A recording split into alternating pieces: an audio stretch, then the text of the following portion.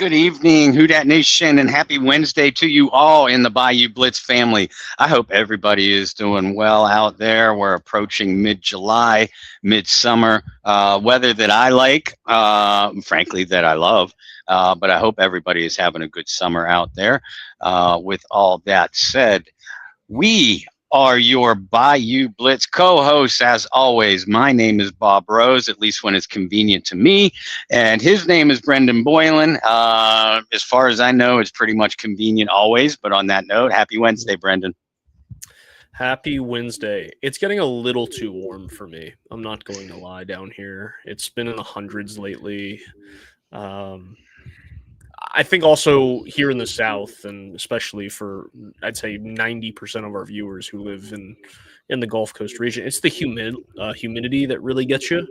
Yeah. And it's the humidity that really kicks your ass. And that's kind of where we're at, even in the Carolinas. So if you want to trade with me, perhaps we can work a trade. But I don't really want to live in the outskirts of Pittsburgh. I'm just not gonna lie to you. You've been here enough. And talked to me enough about the area. Yeah, I think you got a pretty good feel for what you'd be walking into. Yeah, I kind of like where I'm at. You know who else likes where he's at? It sounds like Alvin Kamara does, and we're going to get into that. But before we do, as we start every single one of our shows, we like to talk about one of our friends. Good partnership with Get Checked or Check Out. Bob, they have some incredible trips coming up. One out to Paris, France. You could join them and go out there to watch the first NFL game played in Paris, France. And they also have, for the first time, an all-inclusive resort trip out to the Dominican Republic. You have all the details in front of you. So if you'll let everybody know a little bit more about what I just said and how they could be supporting a great cause in the process. Yeah, I would be happy to. First of all, the cause itself, can be looked into a little bit further in further detail by you if you just go to the site tcynow.org. tcynow.org is the official website of Get Checked or Check Out. Like Brendan said, we at the Bayou Blitz have a thrilling partnership, with them. Such terrific people, such a terrific cause. Get Checked or Check Out was put in place over a dozen years ago, pushing 15 now. Not quite there, but getting there. But they were put in place to help guide individuals and families. When you receive a medical diagnosis that just terrifies you, has your world spinning, you don't know where to turn or what to do next, Get Checked or Check Out is there exactly for that purpose. They will help guide people and their families, through the next step, whether it's a treatment option, a research option, a therapy option, and that goes for any medical diagnosis, and as a result, Get Checked or Check Out, reminds all of us daily. Keep up with those appointments. Make sure your loved ones keep up with those appointments. We want you guys together with us for a long, long, long time and in the best possible health. And to be in the best possible health, early diagnosis. And again, that's for anything, not just physical ailments, but mental and emotional ailments too. So keep up with your loved ones. Make sure that they're in as good as health as could possibly be, and make sure that you take care of yourself too. When you check out that site, tcynow.org, remember, any little bit helps. While they're there for us, Get Checked or Check Out needs us to help them be there for us. And you know what? The best way to do that is take your family on one of the yearly trips that they have. Brendan mentioned the first ever trip to Paris for an NFL game, first ever NFL game via a trip to Paris, when our New Orleans Saints take on the Pittsburgh Steelers on Sunday, October 25th. There are still spots available for the Get Checked or Check Out trip, but we're nearing the cutoff point for that, which is in August. So get in touch with me. whether it's text, email, direct message, phone call, get in touch with me if you need further information on how to book that trip. But we are now focused on the dates for the 2027 all-inclusive Get Checked or Check Out tropical vacation. March 18th through the 22nd in beautiful Punta Cana in the Dominican Republic. Again, this is the first all-inclusive land getaway for Get Checked or Check Out. I've been a part of a couple cruises now. Really a tremendous experience. But this land getaway will also include some legendary members of your Who Dat Nation, like Tyrone Hughes, Courtney Roby, Mike Lewis, Delvin Bro, and their families, with others scheduled to join, and we'll update you on that in the coming weeks and months. But this is a kind of trip where you not only get to spend, you get to meet these guys, at designated areas. Okay, they'll be signing autographs, taking pictures from this time to this time. No, this is a literal vacation with these folks and their families, as well as other members of the Who Dat Nation that I have come to consider as family myself. We're all fans of the New Orleans Saints, yes, but we have a blast on these trips. So this is your chance to be included in that. I promise you that this will be an amazing and unforgettable experience, while also benefiting an incredible charity in the process. All you need to do is make a small deposit to reserve your spot now. You can contact me on how to do it and for all the other details about the trip. But the best way is to contact Mary directly. Mary's number is 985-516-1530. And she'll walk you through on what you need to do to make your deposit to reserve your spot. And like I said, I want to see new faces on this trip. I got to see a couple last year. It's great to see the old faces. It literally feels like a giant family reunion, and it did from the first trip that I made with these folks 2 years ago. There's always anxiety, that everybody has when you're meeting new people, especially a large group of them. That went away literally in about 10 seconds. Being hugged by people that I just met, giving out hugs to people that I just met. This is what kind of trip that is. You're eating meals together, you're playing games together, you're hanging out at the casinos, the bars, the beach. And again, you're doing it while benefiting a wonderful charity. So what better way to enjoy life? You get the benefit of a tremendous charity. You get to go on vacation. You get to hang out with members of the Who Dat Nation, meet members of the New Orleans Saints that you probably wouldn't have gotten to do in the process of everyday life otherwise. So again, contact me if you have any questions. But I want to start seeing people pop up on here saying, hey, I made my deposit, reserved my trip, and the Bayou Blitz is going to have a couple giveaways for you folks once you do, as well as a couple giveaways on the trip itself. Looking forward to that. Looking forward, like Bob said, to hear about all of you who might be making that trip for the first time. Hello, John Butler. Thanks for tuning in and joining us. I feel like I've said this a lot lately. I need to reach out to you, John, about a couple things. But the other thing too is I saw you post this wonderful like man cave display a little bit ago of all these different Saints helmets. You were missing one spot that needed a helmet. I may be able to help you out with that. So shoot me a message and we'll talk about a couple different things with that too. I might be able to help you out. Getting that. Now, what you need to do, John, is bring a helmet or whatever else. Get Courtney, Mike, Tyrone, Delvin to sign it. Hint, wink, wink, nudge, nudge. Yeah, you should come on the trip with us. That'd be fun. Bob is, I think, mostly looking forward to, of everything, is finally getting me out on a trip. So, so we should do it. But yeah, John, shoot me a message on Facebook. I got a couple things I want to talk to you about anyway. So that'll be a good little icebreaker, I guess.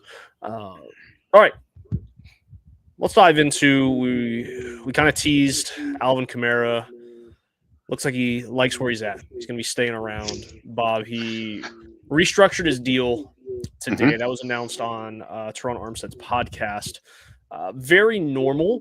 I think it is the most contract restructures of any team in the history of forever. The New Orleans Saints love restructuring contracts and making money work.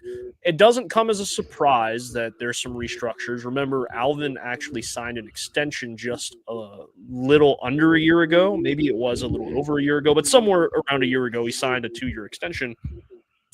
But there was a lot of speculation, especially after the signing of Travis Etienne, formerly known as Etienne Jr., whether Alvin was going to be a part of this team moving forward. And Bob and I had been, I guess we could be advocates for Alvin Kamara being a part of the team in 2026. And over the last few months, we have definitely spoke about how we feel that could unlock some things for both of those players at this stage in their career if they're able to play off of each other.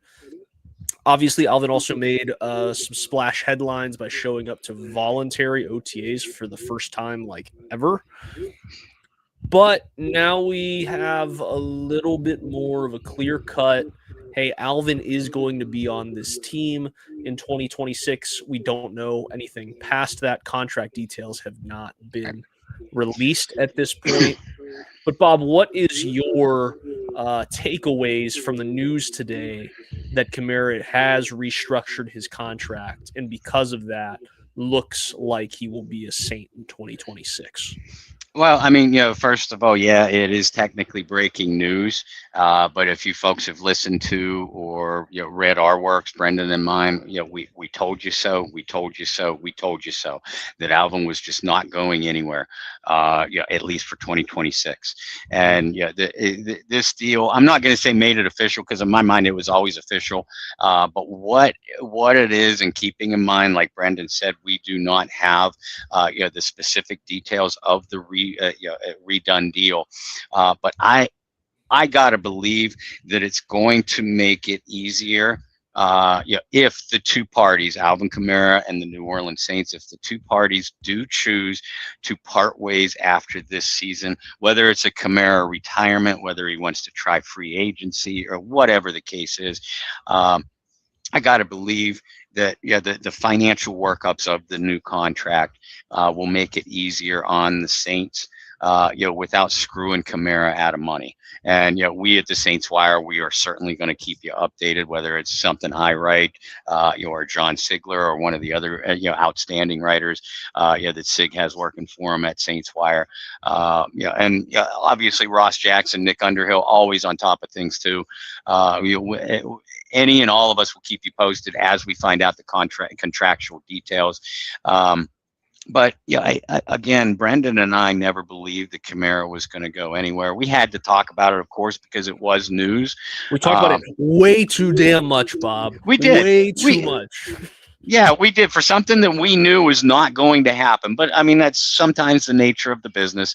But now, thankfully, we could put it behind us.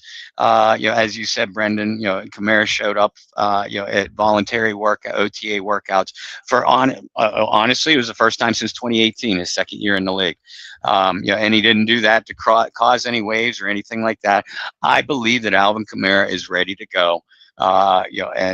Give it. Maybe it's one final go around. I believe that it is, at least in a Saints uniform. But nonetheless, Alvin's numbers, and production and effectiveness has been significantly down for the last 2, maybe 3 years, if you really make an argument about it. And it's going to be nice to see him with a legitimate threat as a backfield mate. Travis Etienne was brought in by the Saints this offseason to be the featured back, but that doesn't mean that Kamara is only going to be a change of pace. It might only get 2-3 touches a game. I look for Kellen Moore to find different ways to utilize Kamara's best remaining skill sets. I believe that that's as a receiver. Alvin has always obviously had a nose for the goal line, so different packages drawn up there. I can't wait to see how Kellen uses them. We've talked about how he's going to use the tight end room, how he's going to use some of the different weapons that he has at wide receiver. Same thing goes at running back. There is not, assuming Alvin Kamara can still play and has still some some abilities still left in the tank. There's not going to be too many NFL teams that can boast a 1-2 backfield punch like Travis Etienne and Alvin Kamara, and I'm looking forward to seeing it. Yeah, I am too. Like you said, you and I specifically spoke about this for months on end, that Alvin wasn't going anywhere. I don't know that you and I had any inkling whether or not a deal would get restructured. But as I kind of joked about, this is the team of restructures. Mm-hmm. The Saints have done it for certainly as long as Bob and I have been covering the team, which is going to be a decade this year. Congratulations, Bob. That's a long time. Yeah. 10 years of covering Saints football, but they've been doing it forever. And so it does not surprise me that they did that. Does it surprise me that the restructure wasn't done during one of the first two waves of free agency? Maybe. But also I didn't feel that not restructuring limited the Saints at all. To where in years past, if the Saints didn't restructure some of those contracts, they were not going to be able to fill a roster. Right. It feels like we've kind of turned a page here, and we don't have to do that in order to bring in free agents, which is also a nice thing. I mean, we're moving in the right direction. How many years had I said this exact thing verbatim? The championship window is being held open by a toothpick. And at some point, you just got to let the window close and pay off your credit cards and just keep moving forward. But they continued to try to spend every dime on that credit card to keep that toothpick in place, to keep that window open. Mm-hmm. So it is nice to see that they've kind of turned a page here and have gone past that. So Alvin's going to be back. I'm a firm believer that there are going to be opportunities for both Kamara and Achane to be on the field at the same time, open up different looks for each other, and utilize both of them not just as runners, but as pass catchers and as decoys. Mm-hmm. And I think that's the most exciting thing, is how can you use these guys as decoys? Because if you guys recall, when Bob and I were talking about potential running backs that could come to New Orleans way back in the beginning of the offseason, when Achane's name got brought up, I was hesitant because I felt that Achane did a lot of things that Alvin Kamara did well. Yeah. But now you get both of them, and some people may look at that and be like, you got two guys that do about the same thing. Like, how do you manage that? I think at this point, I'm going to try to be the optimist here and look at it as, well, you got two guys who do the same thing really damn well. So how about we make sure they do the thing that they do well, and utilize those skill sets to help each other. I think it's going to go well. I think that Tyler Shuck has to be doing, he's probably jumping for joy, doing some awesome leg kicks and fist pumps and all sorts of stuff, because he's going to have two really talented running backs behind him that take some pressure off of him. Yeah. I have to tip my cap. We talked about the offense a week ago. I have to tip my cap. This team, on paper, is a much more talented group than what Shuck had his last 5-6 weeks of the season. So I credit the Saints for doing that. Defensively, I think the Saints have some question marks on the defensive side. I'm not as confident that this team got better defensively compared to what I just said about the offense. I actually think this team got a little worse defensively. And a lot of that has to do with losing one of the best linebackers of the last 7 years or so in Demario Davis. Bringing back some guys who were seasoned veterans is the nice way to put it, and still having some guys on the roster where you look at them coming into a second year of a scheme and going, I still don't know how you fit. So let's talk about it. Bob, let's start. We talked about position battles last week, so I guess we can kind of start there when it comes to defensively. I'll let you captain the ship. Where do you want to start in terms of some of these position battles? As you know Jerry what? chat. Hello. You know what? Let's start in the middle. In the middle. In the middle at the second level. Because you mentioned Demario Davis.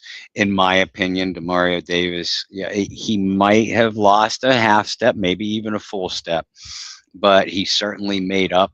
It makes up for that and more with elite instincts and elite anticipation.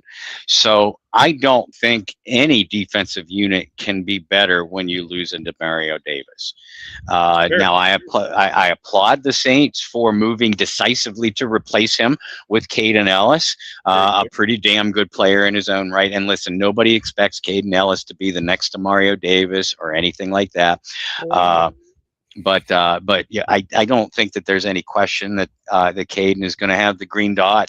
He's going to be the signal caller for that defense. And it's going to be his job to to get up to speed very quickly on what Brandon Staley wants to do scheme wise, because obviously everybody knows Caden Ellis began his career as a New Orleans Saint, but not one game was played with Brandon Staley as his defensive coordinator. So this is a different scheme entirely, folks. Remember that. Now I think Caden is going to be able to add something to the Saints defense. The biggest question is not how much of a drop off there's going to be from Demario to Caden. It's merely going to be how effective is Caden going to be, not just physically but mentally in Staley's scheme. Because you're not looking to replace Davis, you're just looking to move on, turn the chapter, and be as effective as you can. My worry isn't so much with Caden Ellis as it is the other spot. Pete Werner remains a New Orleans Saint, but we know what Pete is. We know what Pete can and can't do, and a bigger concern is the NFL offenses know what Pete Werner can and can't do. Other than Caden Ellis, the Saints did absolutely nothing. In that linebacking core, in that off-ball linebacking core. So that tells me that they are counting on a big jump in development from not just Danny Stutzman, the second-year linebacker, but also Isaiah Stallberg. You're talking about night and day as far as different players. Stutzman is kind of an old school thumper, between the tackles guy. Decent awareness and a very similar player to Pete Werner as far as what he does well and what he doesn't do well. So as you mentioned, Brendan, this is one of those areas on that Saints defense that does present a big question to me. How's Isaiah Stallberg going to be used? Last year his role was simply this: heat-seeking missile, because that young man made things happen whenever he was on the field. He's the most athletic linebacker that New Orleans has, but I don't know that he has the size or physicality to hold up in every down and every situation duties. So is Stallberg going to be used more than what he was last year?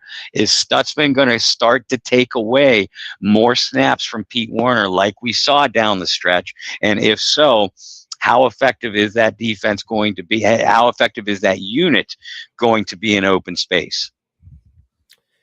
That's the concern, right? You said that Stutzman and Warner have similar handicaps, if you will.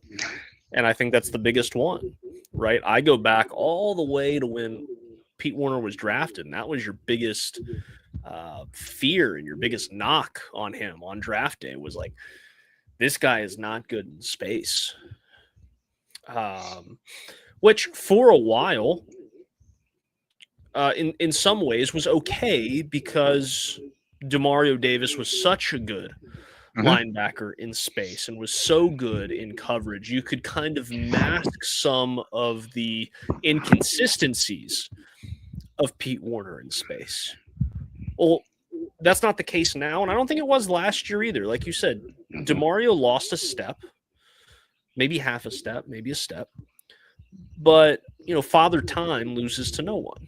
and I think that became apparent as the season went on. Not that DeMario had a bad year, but when you have standards as high as DeMario Davis and you don't meet them, it is a little eye-opening, right? I could see a situation where Stutzman gets some more go this year. I think a lot of that has to do with, and I think you and I have harped, and maybe just me, maybe I'm the problem here. Self-awareness is important. Maybe I'm the problem. But I think you and I have talked a lot about when you have a change, particularly in a coaching staff, or not a front office change necessarily in this case, but a change in decision makers.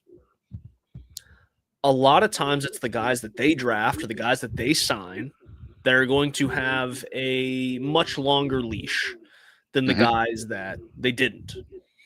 So I do look at Pete Werner. I say he's probably got a short leash this year, right? Because you have a Stutzman, you have a Stallbird, you have these other guys that have been selected by this team that have played well and have given meaningful minutes and meaningful snaps in a lot of different areas and a lot of different circumstances. So I look at this and I say this might be the way to kind of welcome some of those guys into playing very serious snaps, which is okay, but it's also terrifying because you're not welcoming in a Danny Stutzman or Isaiah Stallbird to potentially ramp up their snaps while you have a guy who's a seasoned veteran in this, in this system next to you. And that wouldn't even be the case if DeMario was here. It would only been DeMario's second year in the system. True. Right? So you're kind of all on a level playing field when you're talking about the linebacking corps, because all of these guys are like, well, this is only our first or second year in the system. We have a new green dot, a new guy who's going to be calling plays from a year ago. So we're all kind of in the same boat. I do think there is going to be some struggles and some issues with how athletic this linebacking corps is, right? How are they going to react in open space? How can you mask some of that? I think, and we'll get into it, but I do think the Saints have some pretty athletic and some pretty decent tacklers in the secondary. You can mask some of that, but I certainly don't want to be talking about the secondary making tackles because the linebackers missed tackles or because a team was able to get to the third level in the run game because the second level wasn't effective or whatever the case may be. I think it's scary. I think Ellis's job is locked up, right? There's not, unless God forbid something happen on the injury front, he's going to be the guy there.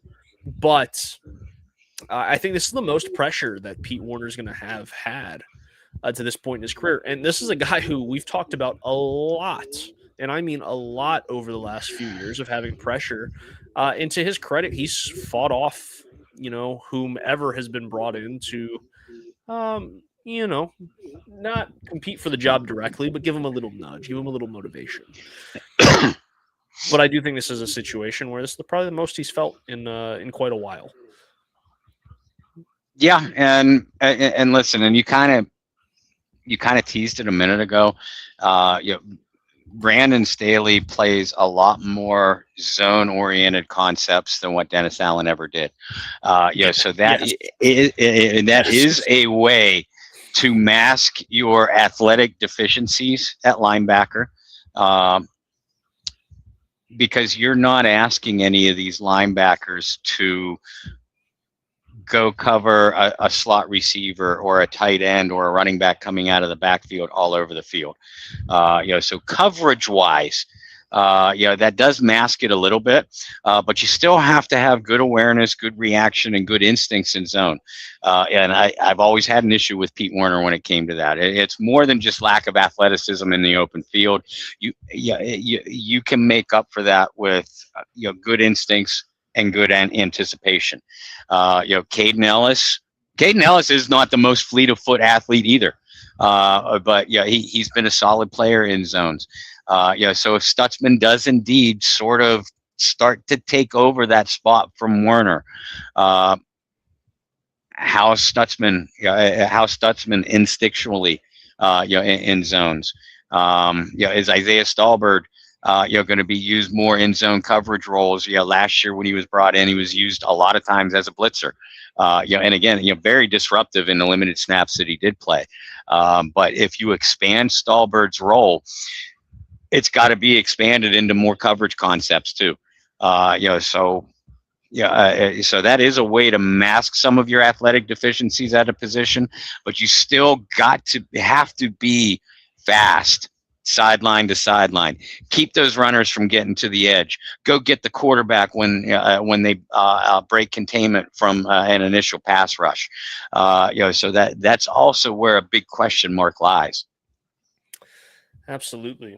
And because this team tends to play more zone, you did see it a little bit last year, even with the injuries to the defensive backfield. I think you saw a little bit more of one of my favorite things that I've seen in Saints history, and that's playing at times 3 safeties on the field at one time. And I could see that being another popular trend as we move and start talking about the defensive backfield, the safeties, and the corners.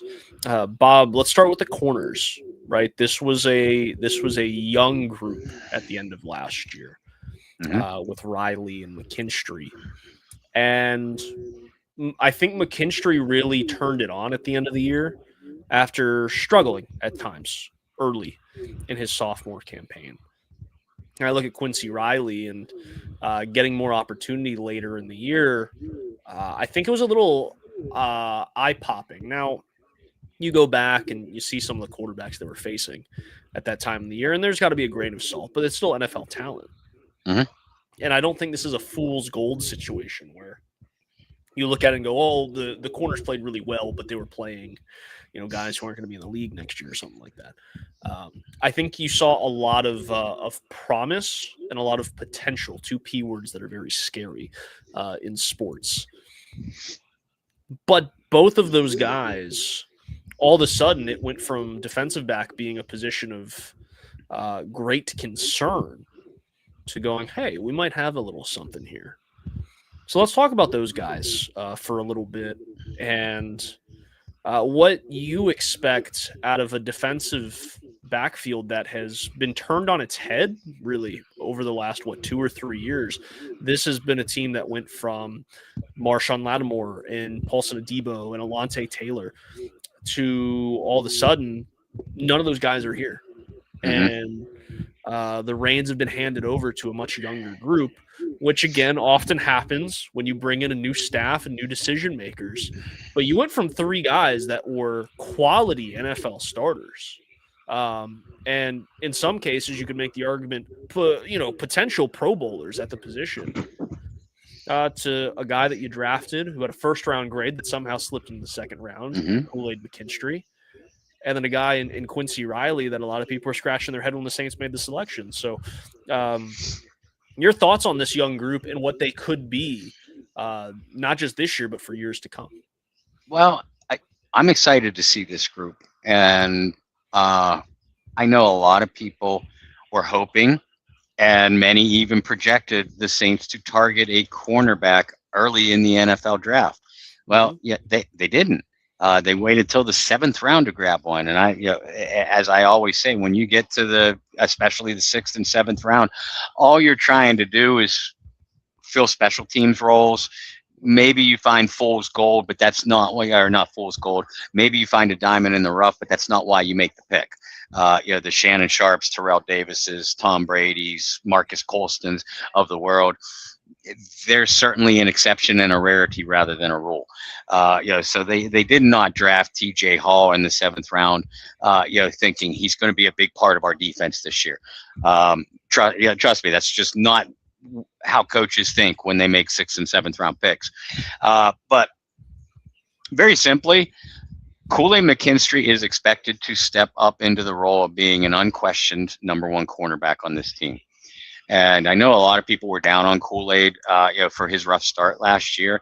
And, the numbers would certainly support that criticism. But just like I was saying at the time, I'm like, you know what, I saw a player that more often than not was in good positioning, just had to work on his timing, whether it's a leap. I think I joked on one of our post-game shows last year that if Kool-Aid stopped cutting his fingernails, he'd have broken up a lot more of those passes. He was that close. And that timing started to come along down the stretch last year. What I see in Kool-Aid, I see a wonderful athlete, with positional versatility. If you do play a man scheme or you need your top guy to go shadow that top guy, whether it's for a game or for a situation, Kool-Aid's capable of doing that too. Quincy Riley, I admitted at the time I didn't know a lot about him coming into the draft. Had to do my research after the pick was made. And I really liked the player that I saw at Louisville. And I thought Riley had a terrific rookie season. Now he played too much, especially the couple of games that I saw in person, that you don't see on TV, the kind of things you don't see on TV.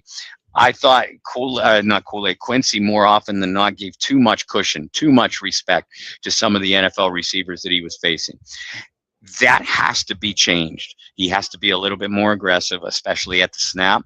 But as I always say, cornerback, more than any other position except maybe quarterback, you expect the biggest jump in development from year 1 to year 2. So, Quincy's under a little bit of pressure here. But the Saints obviously weren't going into this offseason thinking we need a number 2 cornerback because they didn't draft one. They didn't look for one in free agency.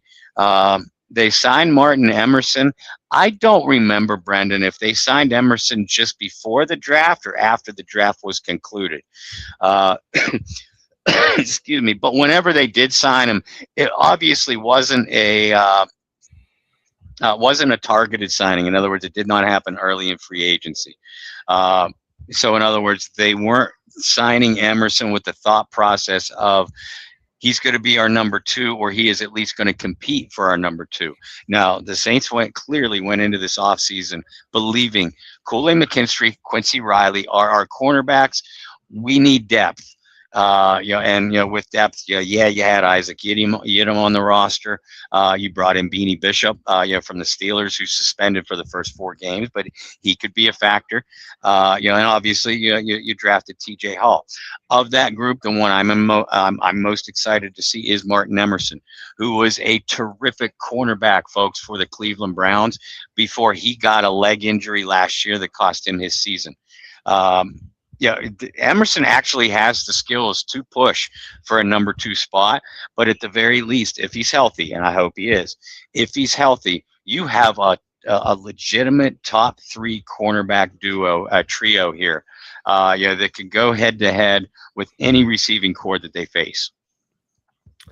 That is exciting. You know, my favorite thing about this group, I don't have to hear about Asante Samuel Jr. anymore. God, that we're on a Asante Samuel Jr. watch for like a year and a half. Yeah, he's re-signed with pained Pittsburgh. me. Yeah. So, we don't have to hear about that anymore. Which that's no disrespect to Asante Samuel Jr. I think he's a good player, but for whatever reason, and it's not just this team and it's not just this sport, but there are guys that for whatever reason you can just never get rid of the rumor, like ever. To make the basketball example, because I like doing that. Here in Charlotte, Miles Turner, every offseason, a center who's now with the Milwaukee Bucks, it was like every summer for 8 years, the Hornets are targeting Miles Turner. And you're like, how much truth is there to this? Because it's been 8 years. Like, you can target a guy for so long, but at some point, you just move on. And when it comes up to Samuel, I was having PTSD. I was like, this is a year and a half of talking about a guy, and there's never been a credible source to say that the Saints were interested.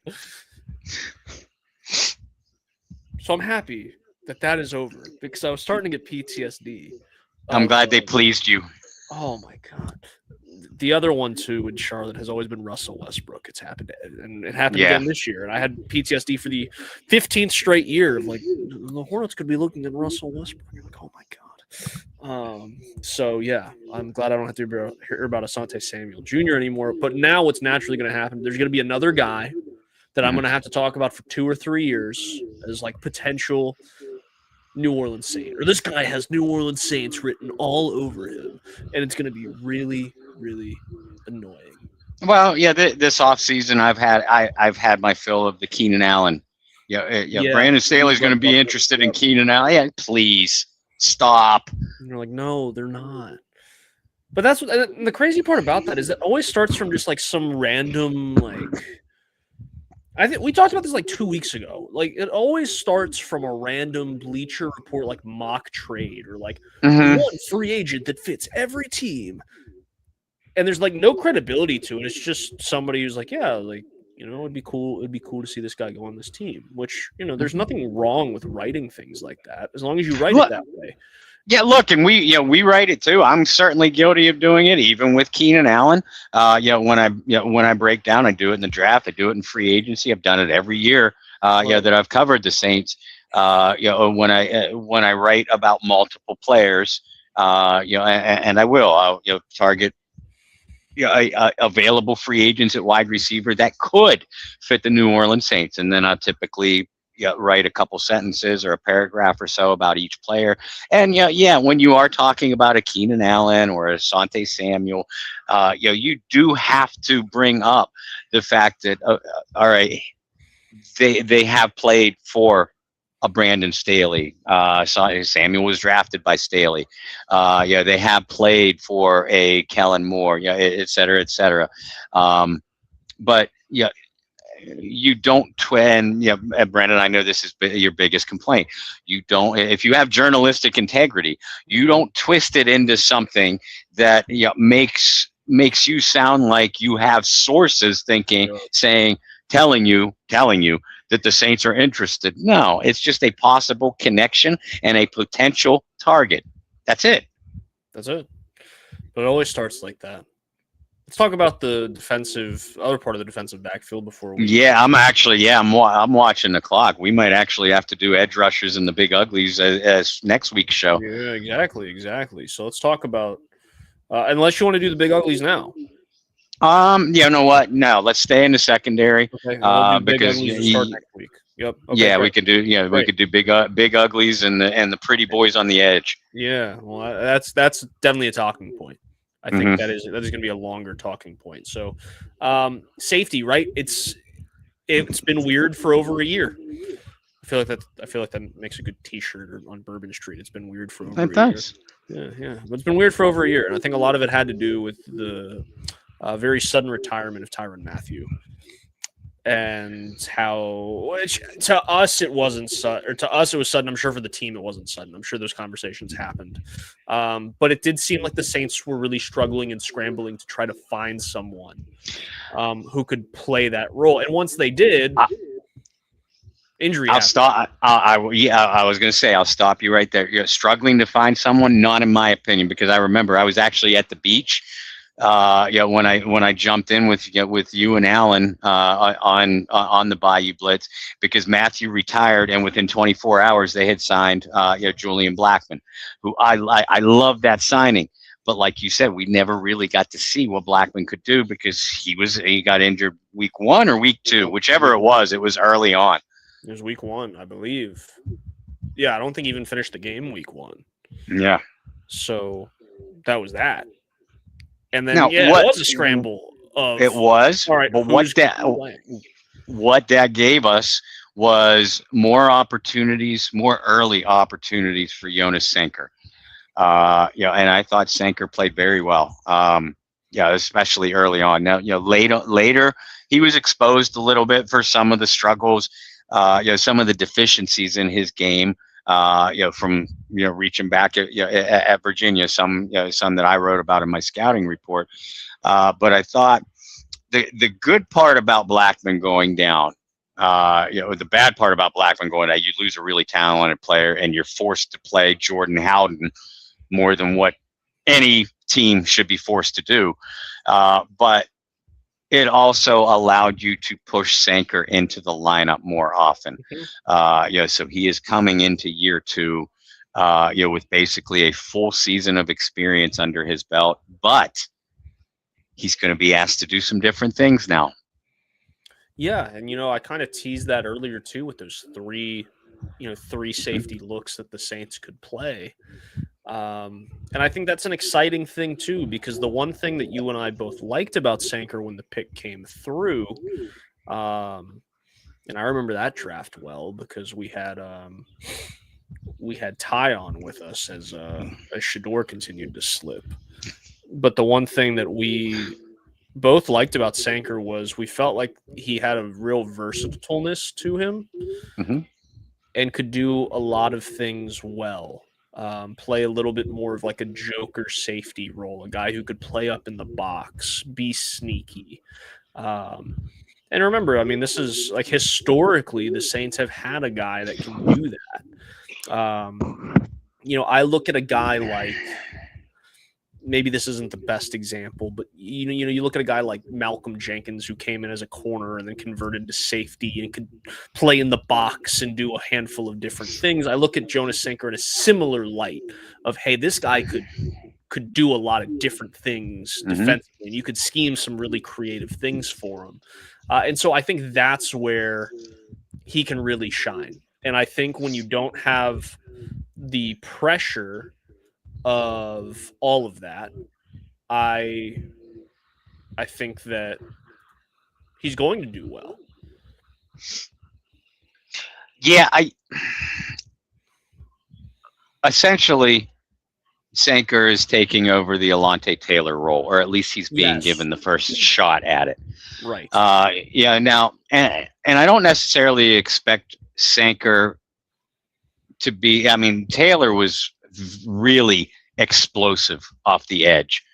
Like 3 sacks or something to start the year. Yeah, and and a lot more disruptions. Whether it is a run defender or a pass rusher. Really the only third safety, and that's what Taylor was, a de facto third safety, that was as or perhaps more effective in that specific role in Saints history that I can remember was maybe Roman Harper. I'll throw another name at you just for giggles. All right. I don't know if it was really third safety, though. But in terms of explosiveness, game changer in some senses was Von Bell. Yeah, I'll agree with that. But what Taylor could do that I have my doubts that Sanker can, Taylor could cover. I mean, he was a cornerback in the safety's body. And I mean, that's what the Tennessee Titans signed him to do. Taylor, that is. So where I'm afraid Sanker is going to struggle is when he is asked to take on that slot receiver or that third receiver or that receiving tight end, that Travis Kelce, Jawan Johnson type of receiving tight end. That's not a strength of Sanker. How quickly can Jonas develop that part of his game? That's one of the key questions to the New Orleans Saints defense this year. Because if he struggles, then what's your fallback option? Is it moving Julian Blackmon up into that role and moving Sanker back into the deep safety alongside Justin Reed? Is it moving? Is it more snaps for Martin Emerson? I mean, only time will tell, and we'll probably see some mixes and matches. Through preseason and definitely through training camp practices.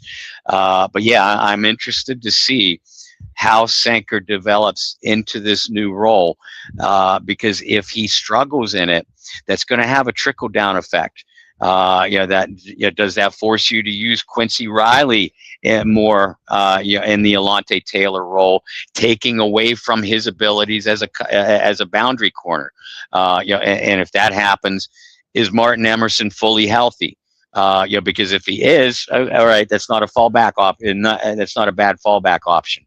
How healthy is Julian Blackmon going to be and remain? There are some key questions. Now, I'm excited about the secondary as a whole, and I'm on record as saying I thought that was the Saints' best unit. Last year, cornerbacks and safeties combined. But losing Taylor, it's a big blow talent-wise.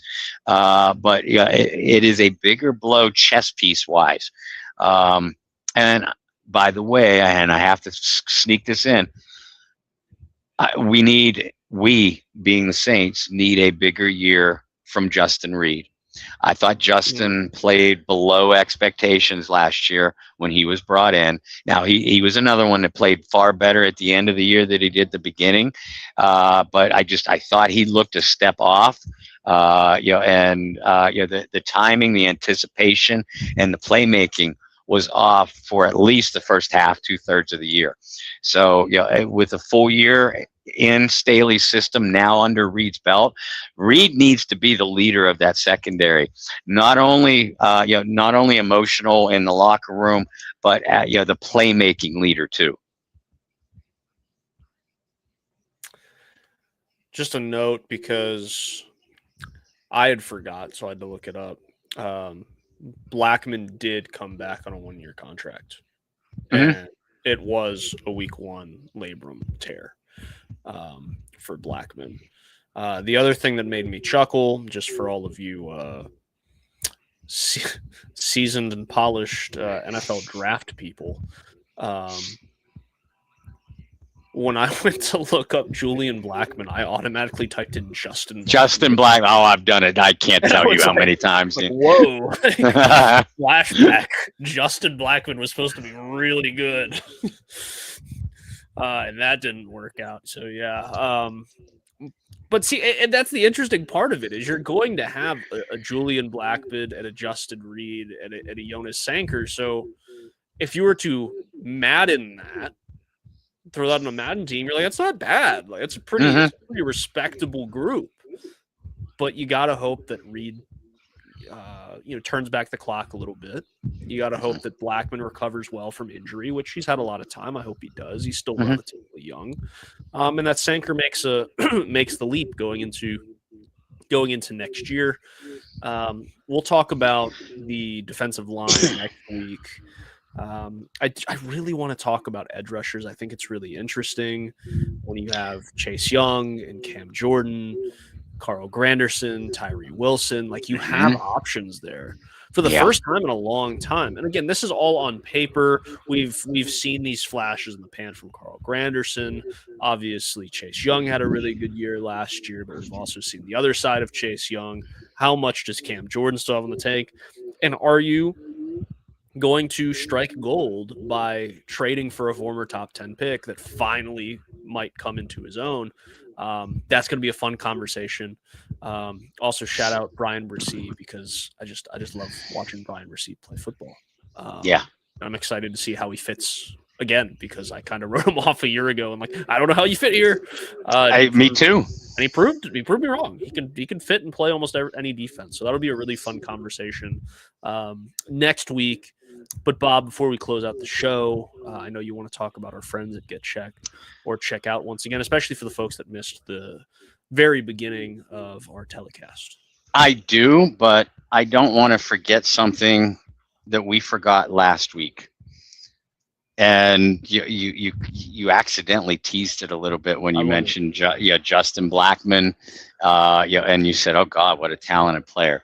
What we forgot to do last week was mention our saint of the we did, yeah, infamous saint. Now, do you have 2 in you today? I can figure it out. Yeah. If not, we can do 2 next week, and just do 1 this week. Your call. All right. You know what? There's a bunch on my list through the late night, starting in the mid '90s and going through into the early 2000s, just before Sean Payton came.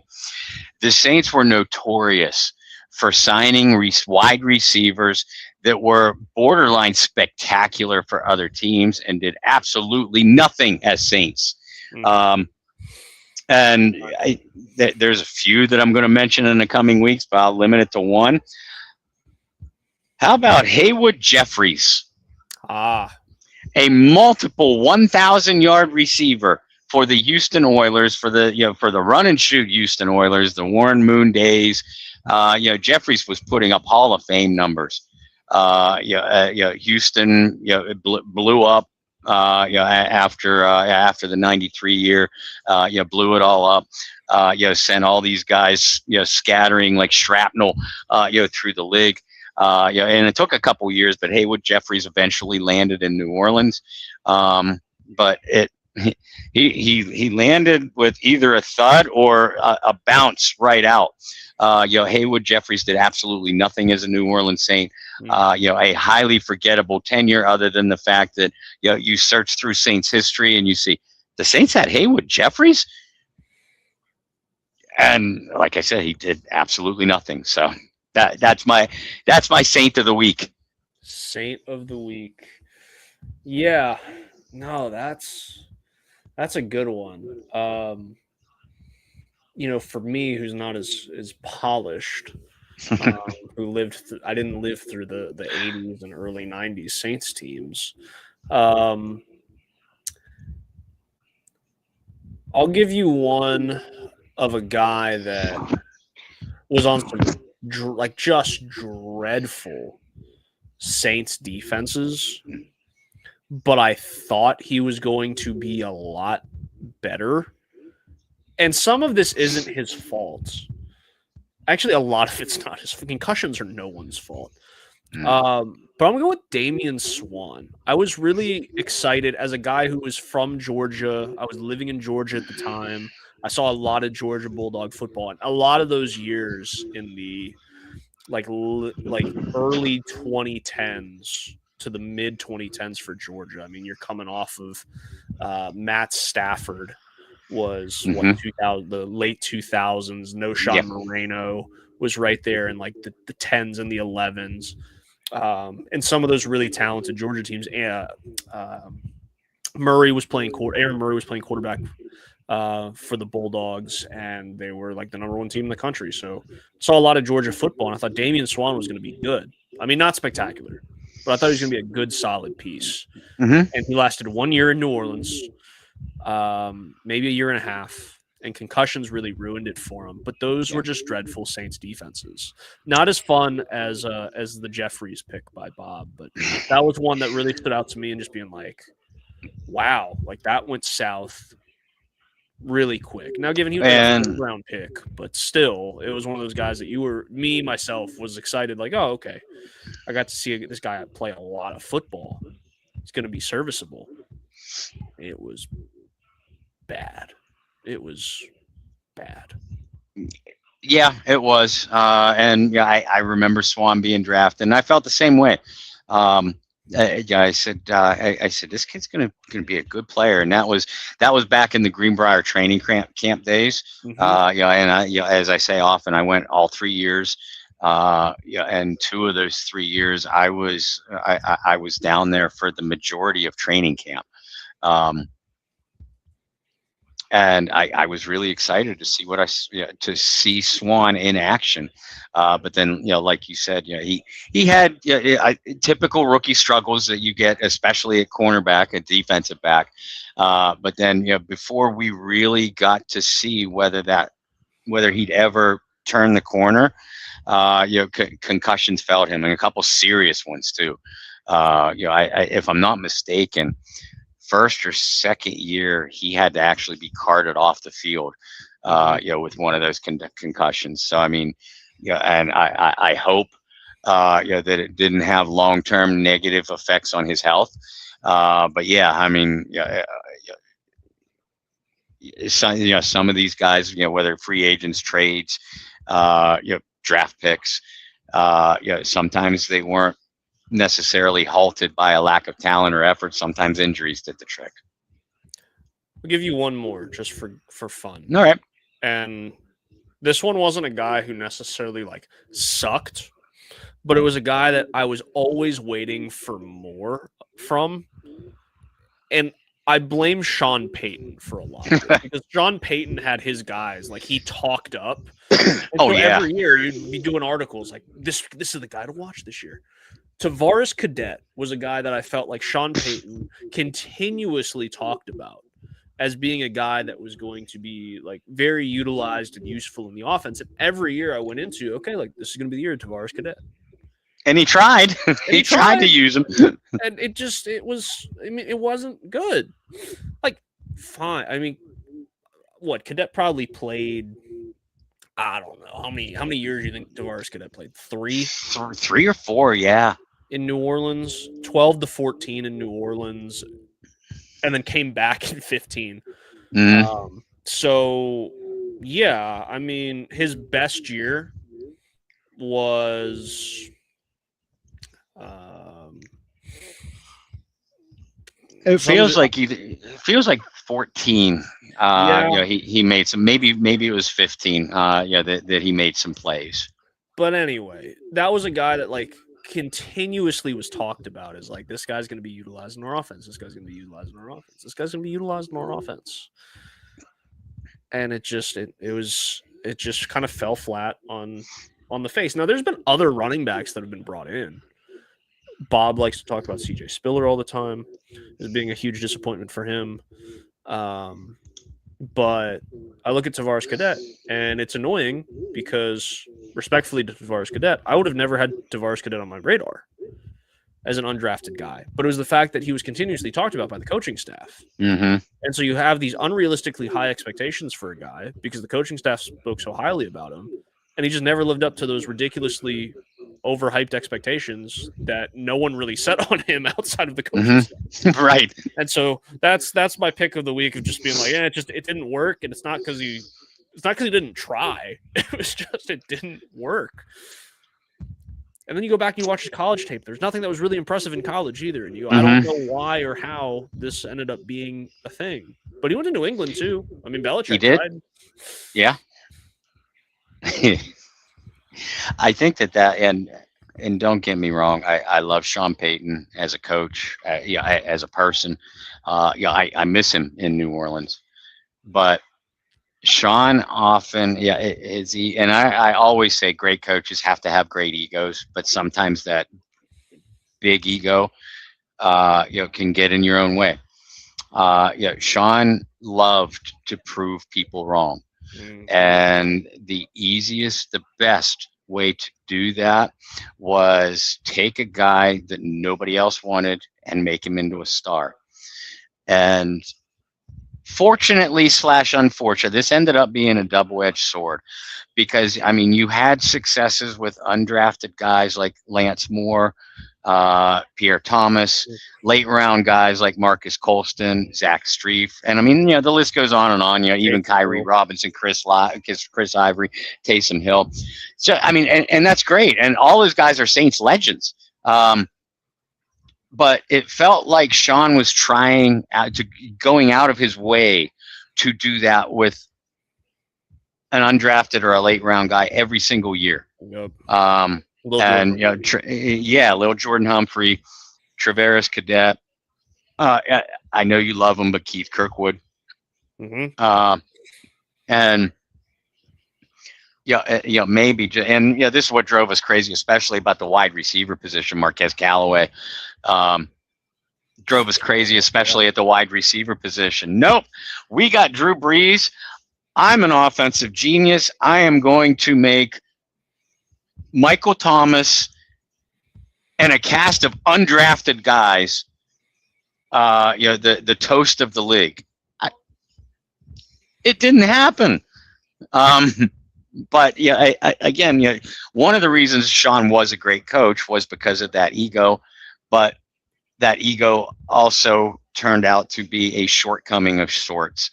When you try to force feed us, a guy that frankly should be at the back half of an NFL roster and a special teamer at best, and instead you're trying to make Tavares Cadet the next Pierre Thomas, or Austin Carr the next Lance Moore, and it doesn't always work out that. Again, late round picks, undrafted guys. It's great when you find them, but not every undrafted guy is going to be a Lance Moore or Pierre Thomas. Not every 7th round pick is going to be a Keith Kirkwood or a Marcus Colston or a Zach Strief. They're not. But that's one of the things that would piss me off about Sean Payton. And you're absolutely accurate. You're absolutely accurate, because it was all, like you said, every year there was a guy to watch every year in camp. You talk about, oh, we got this guy that I really like. We got this guy that I really like. And I mean, even going, like you said, there are good examples. This guy's a good example. I mean, Sean said it was the greatest workout he's ever seen Right. from a player in Delvin Pearl. He wouldn't let him leave the building. Great. It worked out. Some other things that didn't work out. But, that's how it goes. But, yeah, Cadet, I'm going to have more on my list that are strictly just that. Is like Sean talked this guy up I like that. way too much. And so I I'll like have that. more on my list that are like that. So with that, Bob, let's talk about get checked or check out. And then let's check out and go to bed. Hey, I get what you did there. Write it down, type it in your Google search, screenshot, screen save it, whatever you need to do, tcynow.org. I want you guys to check out that website. It is the Get Checked or Check Out website. That'll walk you through what that organization is all about. And it also they also put up pictures, videos, of the trips that they have every single year. The reason why those trips are so important is because it's the biggest fundraiser that they do during the course of the year. And this year they're going to have two. We've talked about the Paris trip. Where when the Saints play the Steelers, there are still spots available for that. Please reach out to me if you are interested in that. I will give you all the details and the contacts and who to reach out to. But we do have a little bit of a head start on our 2027 tropical beach vacation. And the 2027 trip is not going to be a cruise. It's going to be an all-inclusive land getaway to Punta Cana. From March 18th through March 22nd. Now, the reason why we're telling you guys this so early is because you have plenty of time, to save up your money for the trip. All you need to do is make a small deposit right now or soon. And you can contact Mary at 985-516-1530. That's 985-516-1530. When you do, tell them Bob and Brendan and the Bayou Blitz sent you, but she will take care of you. She will walk you through everything that you need to do, and believe me, it's easy. But all you need to do is make a small deposit now or soon to reserve your spot. And then you can either make payments on it, or we will keep you updated on when the pay cutoff is. The last couple of years, it hasn't been until January. So you have time. Save your spot now, though, because these spots are going to start to go quick. These trips are very popular. They've been doing it for, I think it is 13 years now. This will be the 14th. I've been going now for the previous two, and it's an event that I circle and highlight on my calendar. The reason why, I feel so strongly in this charity, Get Checked or Check Out, and the people that do it. I feel very strongly in their cause. That's why I tell you guys to go to tcynow.org and see what they're all about.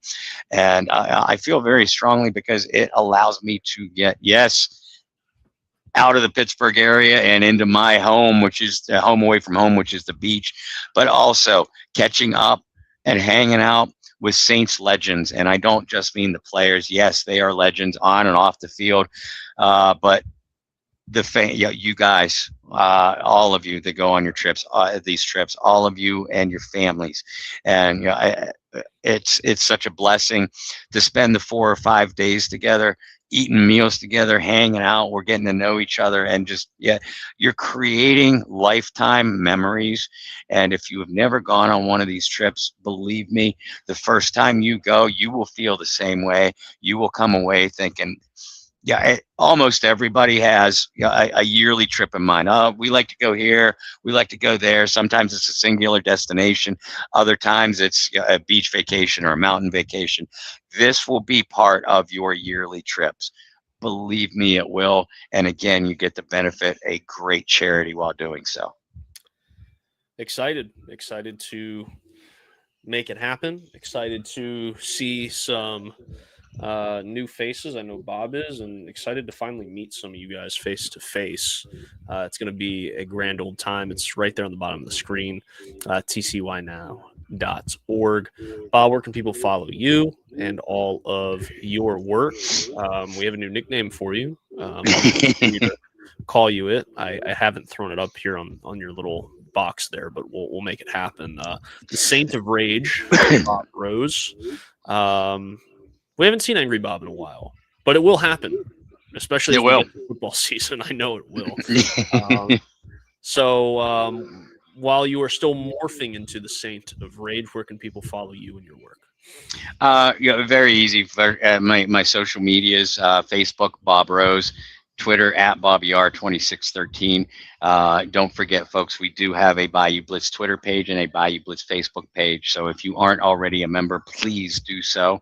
We are still trying to beef up that. Especially the Facebook page, because it kind of works in tandem. Get Checked or Check Out has their own Facebook page too, but we work together. We make all their we post all their postings. They post all of our postings.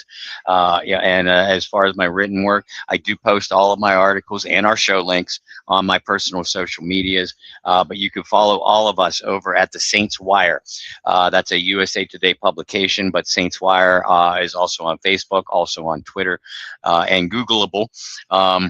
Lately I have been working on our Countdown to Kickoff series. I'm going to continue to do that. As we count down each jersey number until we get to 0. And I'm going to be publishing some training camp previews as well, position by position. I always enjoy doing that. So just stay tuned. For myself, you can follow me virtually everywhere here at BT Boylan. You can follow the Bayou Blitz on Twitter or the X Twitter at Bayou Blitz Pod. It's the same for the YouTube. If you're not subscribed, just go to youtube.com /@ Bayou Blitz Pod. Go ahead and subscribe. We're excited for things to come, and we're excited to get closer and closer to Saints football. But until next week, that's Bob Rose. I'm Brendan Boylan. Thanks so much for tuning in to another edition of the Bayou Blitz podcast. Can't wait to see you next week. And until then, find peace, spread love, practice positivity. We'll see you then for another edition of the Bayou Blitz. See you then. Bye.